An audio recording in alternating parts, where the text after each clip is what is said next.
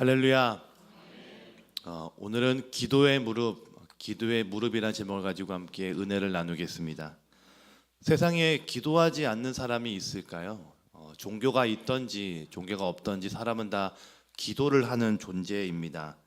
어떤 사람은 기도를 미신적인 행위라고 간주하는 사람도 있고요. 또 어떤 사람에게는 이 기도라는 것이 자기가 원하는 것을 얻어내는 기복적 행위라고 말할 수도 있겠지만, 기도는 무엇인가에 대해서 항상 구하고 갈망하는 연약한 인간의 모습을 드러내는 것이라 할 수 있습니다. 김요한 목사의 지렁이의 기도라고 하는 책을 보면 이런 이야기가 등장합니다. 한국에서 가장 좋은 학교를 졸업하고 미국에 유학을 해서 박사 학위를 받은 뒤 좋은 조건으로 교수가 된 한 여자분이 계셨습니다. 여성으로서 학자라고 하는 올라갈 수 있는 최고의 높이까지 올라갔던 꽤 성공한 사람이었습니다. 젊은 나이에 올라갔기에 매우 똑똑했고 또 한편으로는 매우 교만해서 사람들에게 존경을 받았지만, 이 사람은 아주 유명한 무신론자이기도 했습니다. 모든 일이 다 잘 되어 보일 쯤에 이 여자분이 아이를 출산했는데, 이 아이가 굉장히 심한 아토피 증상을 앓고 있었습니다. 말도 되지 제대로 하지 못하는 핏덩어리 아이가 가려워서 밤새 긁고 우니까요, 엄마의 마음이 찢어졌습니다. 이런 일들을 몇 년이 지속되자 이분은 한 지인을 만나 이렇게 얘기합니다. 내가 다른 사람들에겐 이야기할 수 없었지만 다른 사람들은 그래도 감사한 게 있지. 그리고 그 사람들에게는 기도할 신이라도 있잖아. 난 지금껏 기도할 수 있는 신도 못 찾고 이게 무엇인가? 라고 토로했다고 합니다. 매일 행복하고 만족해하며 산다 할지라도 사람은 언제나 불안 속에서 살아갑니다. 불안이 닥치면 어찌할 바 모르고 가지고 있던 중심과 기준을 다 놓아버린 채 잠도 제대로 이루지 못할 때가 얼마나 많이 있던가요? 그래서 기도는 자신만만한 사람이 하는 것이 아니라, 기도는 잘 되고 있는, 내가 행복하다라고 생각하는 그런 사람들이 하는 것이 아니라, 근본적으로 기도는 연약한 사람들이 하는 것이 바로 이 기도입니다. 며칠 전 스마트폰을 고치려고 한 수리점에 갔습니다. 젊은 남자분이 일하시길래요, 몇 살이세요? 물어보니까 몇 살 같이 보이세요? 되물어보는 겁니다. 그래서 한 30쯤이요? 그러니까 아쉽네요. 제가 20대로 볼 줄 알았는데 라고 하면서 본인 나이를 34이라고 얘기하더라고요. 약간 경상도 사투리가 심하길래 고향이 여기가 아니신가 봐요? 물어보니까 예, 제가 부산 사람입니다. 한 4년 올라왔어요? 그러는 거예요. 그래서 야, 성공하셨네요. 그래도 이른 나이에 올라오셔가지고 압구정동에서 사무실을 내시고 꽤 성공하셨네요. 물어보니까 아닙니다. 제가요 매일매일 불안해요. 요즘 불안해서요 정말 먹고 살기 힘듭니다. 라고 자기의 속 얘기를 무심코 털어놓는 것입니다. 그래서 이야기를 하다가 제가 이제 광림교회 목사입니다 라고 신분을 밝혔더니, 제가 원래 하나님은 안 믿는데 요즘은 한번 믿어보고 싶은 마음이 있어요. 그러는 겁니다. 왜 그런가 했더니 불안하다는 것이죠. 그러면서 명함을 건네면서 꼭 한번 오십시오라고 하니까요, 한번 제가 꼭 가겠습니다라고 하면서 헤어질 때가 되었습니다. 헤어지기 전에 제가 한번 기도해 드려도 괜찮을까요? 그러니까 기도를 받으시더라고요. 또 기도를 받고 나서 갑자기 그분의 태도가 달라졌습니다. 고장나면 또 오십시오. 제가 서비스로 다 고쳐드리겠습니다. 얼마나 좋아하는 모습을 보였던지요.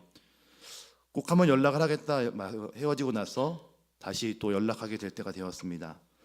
기도는 연약한 사람들이 하는 것입니다. 어떤 연약함일까요? 사는 게 불안한 사람들, 앞날이 보이지 않는 사람들이 하는 것이 바로, 연약한 사람들이 하는 것이 바로 기도라는 것이죠. 오늘 본문은 연약해 보이던 예수님과 또 반대로 그렇지 않아 보이는 제자들의 모습을 비교하면서 말씀을 그리고 있습니다. 오히려 예수님이 연약해 보이고요, 제자들은 그렇지 않아 보입니다. 오늘 본문 전에 보면 예수님은 베드로를 향해서 3번 부인할 것을 예고하십니다. 그러나 베드로는 그 자기의 연약함을 인정하지 않습니다. 31절입니다. 베드로가 힘있게 말하되 내가 주와 함께 죽을지언정 주를 부인하지 않겠나이다 하고 모든 제자도 이와 같이 말하니라. 베드로를 포함해서 모든 제자들이 주님, 제가 주님과 함께 하겠습니다. 절대 변하지 않을 겁니다. 라고 충성을 다짐합니다. 다 배신할 것을 아시는데 절대 자기들은 배신하지 않겠다라고 이야기합니다. 이 말을 듣고 예수님 마음이 무너집니다. 분명히 배신할 걸 알고 있는데, 나중에 다 바뀔 걸 알고 있는데 저렇게 말한다고 하니까 그 자체가 참 속상할 노릇인 것이지요. 여러분, 세상에서 가장 아픈 게 뭔지 아십니까? 믿었던 사람들에 대해서 배신당하는 겁니다. 끝까지 함께 갈 동료라 생각해 마음도 주고 신뢰도 쌓았는데 웬걸요, 자기 이익이 생기니까 갑자기 등 돌려버립니다. 그 배신감, 내가 이용당했다라고 하는 그 절망감, 이걸 알면 속이 뒤집어질 노릇이지요. 예수님도 그런 마음이었을 것입니다. 3년간 다 마음도 주고 신뢰도 주었는데 결국 다 배신해버립니다. 마음이 억장이 무너져 내릴 노릇인 것이죠. 그 힘든 마음으로 겟세마네 기도하러 올라가십니다. 혼자 올라가지 않고 가장 측근이라 여겼던 3명의 제자들과 함께 올라가십니다. 가장 신뢰했던 제자들이라 그런지 오르자마자 자기의 속마음을 드러내십니다. 33절을 보시면 이런 말씀이 있습니다. 베드로와 야고보와 요한을 데리고 가실새 심히 놀라시며 슬퍼하사 라고 말씀하십니다. 심히 놀랐다라는 말은 원어를 보니까 크게 두려워하다 이런 말입니다. 너무 두려워했다는 것입니다. 그래서 너무나 크게 슬퍼했다라고 말합니다. 예수님의 지금 심리 상태가 이러합니다. 언제나 강해 보이셨는데 죽음의 순간이 오자 감당할 수 없는 큰 슬픔과 공포와 두려움이 앞에 있자 지금 마음이 큰 두려움 속에 빠졌다라는 것입니다. 게다가 자기를 가장 사랑했던 제자들이 배신할 것을 미리 아셨습니다. 그러니까 두렵고 외롭고 불안한 마음이 있었습니다.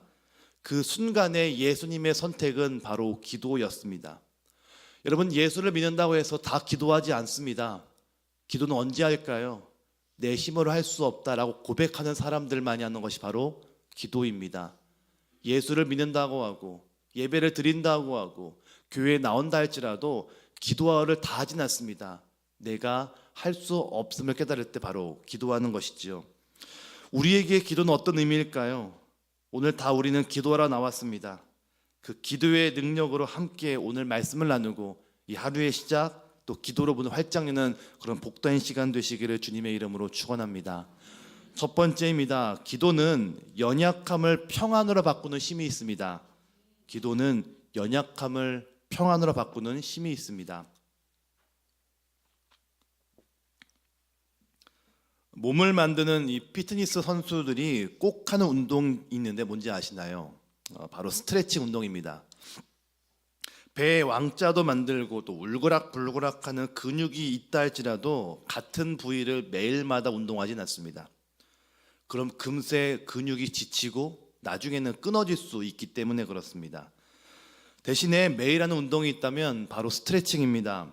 그래야만 내가 원하는 부위에 그 힘을 주어서 근육을 만들 수 있기 때문이죠. 스트레칭이 잘 되지 않는 상태로 운동을 하면 쓸데없는 부위에 힘이 들어가기도 하고요. 또 근육이 뭉치거나 또 심지어 근육이 끊어지기도 합니다. 근육을 늘린다라는 것은 근육의 긴장 상태를 줄여준다라는 말입니다. 반면에 경직되어 있다라는 말은 그만큼 긴장되어 있다라는 말로도 설명할 수 있을 것입니다. 사람이 긴장하면 몸이 굳습니다. 즉 두려움이 있을 때 몸이 굳는다라는 것이겠지요.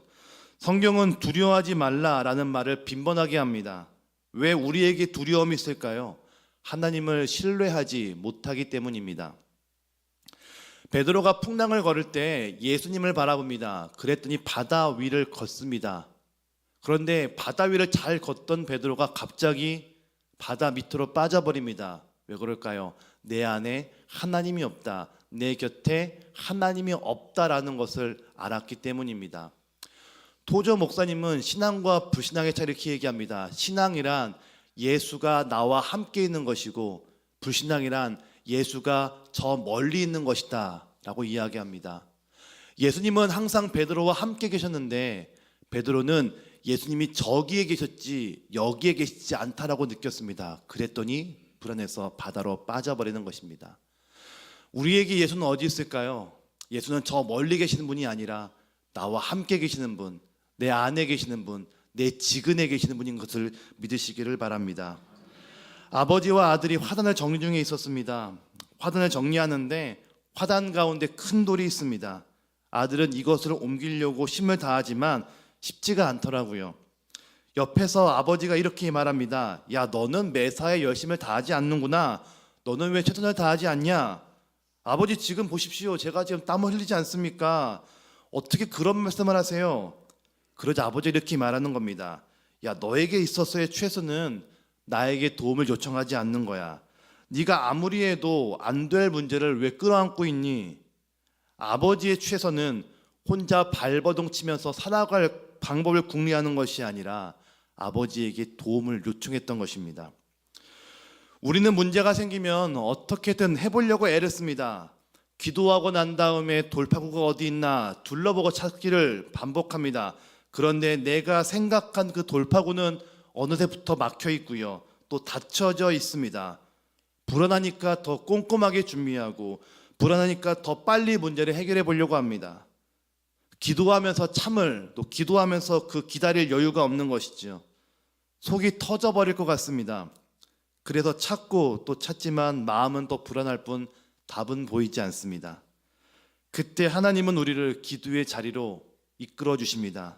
그리고 아무것도 하지 못하게 무릎을 꿇어버리게 하시죠. 왜 그럴까요? 주님 안에 답이 있고 주님 안에 출구가 있기 때문에 그렇습니다. 36절입니다. 우리 함께 같이 읽어볼까요? 36절 다 함께 읽겠습니다. 이르시되 아빠 아버지여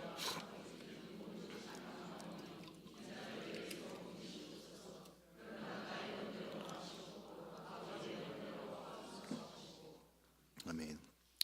심히 놀라고 슬퍼하시는 그 모습으로 산에 오르셨던 그 예수님인데 기도를 시작하신 후에 하나님을 향해서 첫 마디가 아빠 아버지입니다. 그런 다음에 두려운 마음으로 모든 것이 가능하다라고 기도하십니다. 이 말은 아버지 내가 무엇이든 다 하겠습니다. 대신 이 십자가만큼은 지지 않게 해주세요. 죽음만큼은 피하게 해주세요라는 뜻입니다. 얼마나 두려우셨던지 제가 다 할 수 있습니다. 그러니 이것만큼은 제발 좀 피할 수 있게 해주세요라고 기도하십니다. 죽는 게 두렵죠. 마음이 무너져 내리면서 정말 고통을 견디기 두렵습니다. 그런 다음에 어떤 고백으로 이어질까요? 내 뜻대로 하지 마시고 아버지의 뜻대로 하옵소서라고 기도하십니다. 이 구절을 감정을 넣어 읽으면 예수님의 감정이 조금 전달되는 것 같습니다. 아빠 아버지여, 아버지께는 모든 것이 가능하오니 이 잔을 내게서 옮기시옵소서. 그러나 나의 원대로 마시옵고 아버지 원대로 하옵소서. 감정을 넣어 읽으면 주님 제가 다 할 수 있으니까요 이것만큼 피해 주십시오. 그런데 주님 내 뜻이 아니라 아버지 뜻에 내가 따르겠습니다. 내가 십자가를 지겠습니다. 바로 두려움이 순종이 평안으로 이어지는 그 감정에 달라지는 것을 한 구절을 통해 볼 수가 있습니다. 여러분 기도는 그런 것입니다. 연약함으로 나왔을 때요 그 두려움은 어느 순간 평안함으로 바뀌고 그 평안은 내가 그 십자가를 지겠습니다 라고 고백하는 순종으로 용기로 바뀌어지는 힘이 있습니다. 그래서 기도하는 한 사람이 기도 없는 민족보다 강하다라고 하는 말이 있습니다. 기도는 우리를 평안함으로 그 평안함의 힘은 용기를 가지고 살게끔 하는 우리의 근본적인 힘이 될 줄 믿습니다. 오늘 기도를 통해 평안을 넘어 용기의 사람이 되는 축복이 임하는 복된 한 날 되시길 주님의 이름으로 축원합니다. 두 번째입니다. 기도는 영적 무기력에서 일어서게 합니다. 기도는 영적 무기력에서 일어서게 한다. 청년들에게 가장 중요한 질문이 있습니다. 바로 어떤 질문인가 하면 왜? 라는 질문입니다. 힘들게 들어간 회사를 한 달 만에 때려칩니다. 사람들이 왜 그만둬 물어보면 행복하지도 않는 회사를 내가 왜 다녀야 합니까? 라고 되묻습니다. 상사에게 꾸지람을 들으면 당장 사표를 던져버립니다. 내가 왜 이 회사에서 버텨야 할까? 행복하지도 않은데 라고 스스로에게 왜를 질문합니다. 어른들이 보시면 참 책임감이 없다라고 생각해 보이겠지만 사실 가치가 다른 것입니다. 옛날엔 먹고 사는 것이 힘들었습니다. 그래서 힘들게 벌지만 자녀 공부시키고 성공시켜서 나보다 더 낫게끔 해주는 것이 인생의 목표였습니다. 하지만 지금은 내가 행복해야 됩니다. 내가 기쁘고 내가 즐겁고 내가 좋은 것이 지금 젊은 사람들의 기준인 것이죠. 그래서 이걸 내가 왜 해야 되는데, 왜 다녀야 되는데, 그게 왜? 라고 하는 질문이 가장 중요한 것입니다. 처음 예수를 믿을 때에는 나를 위해 믿습니다. 위로를 받고 힘을 얻는 것이 제일 중요합니다. 그런데 어느 순간부터 그 믿음은 순종과 헌신이라고 하는 이름으로 바뀌어지게 됩니다. 순종하면 더 큰 은혜가 있죠. 하지만 더 헌신할 부분이 생깁니다. 그러니까 피하고 등을 돌립니다. 하나님과 점점 멀어지게 되면 그래서 점점 더 영적으로 무뎌지게 되는 것이죠. 그러니까 믿음이 좋다라는 사람들의 연령층을 보면 나이가 어리거나 젊은 사람들이기보다는 연세가 있거나 인생에 경륜한 사람들이 많다는 것입니다. 본문 속의 제자들의 모습이 그렇습니다. 예수님이 3명의 제자들과 함께 산에 오르십니다. 32절을 보니까 내가 기도할 동안 너희는 여기 앉아 있으라. 그리고 34절을 보니까요. 너희는 깨어 있으라 라고 하십니다. 함께 기도해 달라 라고 하십니다. 하지만 제자들은 금세 잠들어 버리죠. 37절입니다. 돌아오사 제자들이 자는 것을 보시고 베드로에게 말씀하시되 시몬아 자느냐? 내가 1시간도 깨어 있을 수 없더냐? 라고 말씀하십니다. 여기서의 자다라는 말은 죽다라는 말과 같은 뜻입니다. 너희들이 죽었다라는 것이죠. 무엇이 죽었을까요? 영적인 감각이 죽었다. 영적으로 죽어버렸다는 것입니다. 예수님의 고통을 자신의 것으로 받아들이지 못했습니다. 나한테 별 이로움이 없습니다. 지극히 나만을 위한 신앙이었기에 영적으로 죽어버린 것입니다. 그런 그들에게 주님은 시험에 들지 않게 깨어 기도하라 라고 말씀을 하십니다. 요즘 시대의 시험이 무엇일까요? 저는 불안이라고 생각합니다. 시대가 어렵다, 경제가 어렵다 계속 말을 들으면 마음이 불안해집니다. 사람은 불안하면 지푸라기라도 잡고 싶은 심정입니다. 시대가 불안하니까 어린아이들도 주말엔 학원을 가야 합니다. 시대가 불안하니까 청년들은 단군 아래에 한군 일의 최고의 스펙을 갖고 있으면서도 취업이 안 된다면서 더 배우려고 합니다. 가족들은 맞벌이하고 어르신들도 불안하기에 몸에 좋은 것들은 열심히 합니다. 당장 불안하니까 진리, 가치, 하나님 나라, 사랑 이런 것들은 뒷전입니다. 내 코가 석자이기 때문에 그렇죠. 그런데 기도는 이런 불안함을 이기게 해줍니다. 20세기 영국의 지도자였던 윌리엄 템플은 이런 말을 합니다. 사람들이 뭐라 하든 분명한 것은 기도했을 때 우연의 일치가 일어났고 기도를 멈췄을 때 우연의 일치도 멈췄다라고 말합니다. 무슨 말일까요? 기도하면 불안을 이기게 해주시는 그 하나님의 기적이 있었고 반대로 기적을 멈추면 그 기적도 사라져 버렸다라는 것입니다. 청년들에게 기도를 가르칠 때 되도록 통성기도를 하게끔 합니다. 침묵으로 기도하는 것도 물론 좋지만 내 입을 열어서 고백했을 때 용기가 생기고 또 힘이 넘치는 것을 경험할 수 있기 때문이죠. 마치 군대에서 군가를 힘차게 부르거나 소리를 지르며 고함을 치는 것과 똑같은 이치입니다. 살면서 얼마나 겁날 때가 많이 있나요? 마귀는 우리를 불안하게 하고 두렵게 합니다. 그때 통성으로 기도하면, 그때 입술 열어 기도하면 용기가 생기고 영적인 무기력에서 일어설 수 있게 됩니다. 오늘도 함께 소리내어 기도하며 영적으로 승리하는 저와 여러분 되시기를 주님의 이름으로 축원합니다. 마지막 3번째입니다. 기도는 바른 관계를 만들어주는 마스터키입니다. 기도는 바른 관계를 만들어주는 마스터키. 37절을 보면 같이 갔던 제자 3명이 다 잤는데 유독 베드로에게만 말씀하십니다. 돌아오서 제자들이 자는 것을 보시고 베드로에게 말씀하시되 시몬아 자느냐 네가 1시간도 깨어 있을 수 없더냐. 같이 잤는데 왜 베드로에게만, 그것도 예수를 만나기 전의 이름이었던 시몬이라고 부르셨을까요? 베드로가 절대 배신하지 않겠다라고 하는 고백을 했기 때문입니다. 하나님과의 바른 관계는 깨어 기도할 때 증명됩니다. 우리가 입으로 얼마나 많은 순종과 얼마나 많은 헌신을 약속했을까요? 그러나 바쁘다는 핑계로 기도를 게을리할 때가 있고요. 전도해야 될 사람이 있음에도 불구하고 그 불편해질 관계가 두려워서 그러지 못할 때가 참 많이 있습니다. 토저 목사님은 자기의 책 세상과 충돌하라에서 이러한 모습을 하나님께 저항하는 것이라고 말하며 우리 안에 성령의 불을 꺼트리는 행위라고 비판합니다. 우리가 입술로만 고백하는 것, 우리가 입술로만 찬양하는 것이 오히려 하나님께 저항하는 것이라고 말한다는 것이죠. 여러분, 기독교는 기적의 종교입니다. 전 이 말을 상당히 좋아합니다. 예수 믿는 기쁨이 무엇일까요? 기적이 있기 때문입니다. 눈에 보이는 기도의 응답도, 바뀔 것 같지 않던 그 사람도 변하는 게 바로 기적이죠. 여러분, 사실 새벽에 여기 나와 있는 여러분의 모습이 기적 아닙니까? 우리가 옛날부터 나왔습니까? 아니시죠. 기도했더니 응답이 있고 그 응답을 통하니 하나님이 살아계시는구나, 내가 알기에 이 새벽에 나온 것입니다. 이게 기적인 것이지요. 기적은 하나님과의 바른 관계에서부터 시작이 됩니다.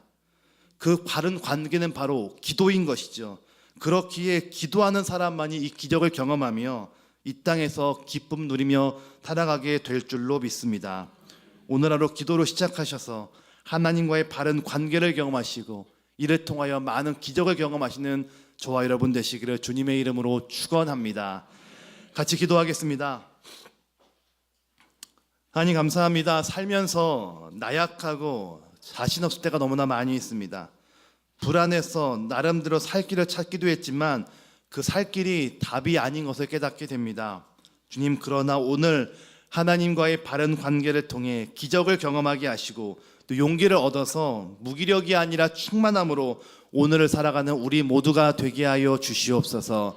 오늘 기도할 때 하늘의 문을 활짝 열어주셔서 성령 하나님의 은사와 은혜를 충만히 부어주시고 이를 통하여 기적을 경험하고 하나님의 살아계심을 인정하는 복된 한날 되게 하여 주시옵소서. 드려진 예물을 위해 기도합니다. 하늘의 신령한 복과 땅에 넘치는 복을 허락하여 주시옵시고 함께 부르짖고 기도할 때에 성령님의 충만함을 경험하는 복된 날 되게 하여 주시옵소서. 감사드리고 예수님의 이름으로 기도드립니다. 아멘.